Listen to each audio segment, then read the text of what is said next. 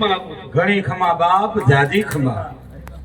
કવિરાજ, આ જુનાગઢનો રાજ તમારી પાસે એક વચન માંગે.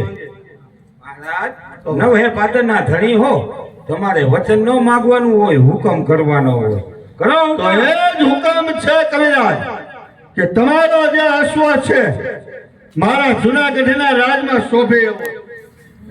આપ દેવાની એટલે તમારે કહેવાનું શું થાય? કહેવાનું એ જ કે તમારો અશ્વ મારા રાજમાં આપતા જાઓ અને બીજા 5 અશ્વ ભેટમાં તમને હું આપું છું. હા હા મહારાજ, તમે ભાનમાં છો કે બે ભાનમાં? બરાબર ભાનમાં છો. તમે ભાનમાં નથી મહારાજ.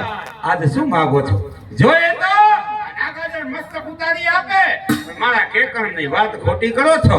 કારણ કે કેકર અસવડિયો ને એ તો મને વિકાજી રાઠોડે દાનમાં આપેલો, અને દાનમાં આવેલી વસ્તુ મારાથી ન દેવાય. બાપ, એ દીકરીઓના માગા હોય, વહુના માગા ન હોય. અરે મિત્ર નાગાજર, આ ભર કચેરીની અંદર તમે મારું અપમાન કરો. અરે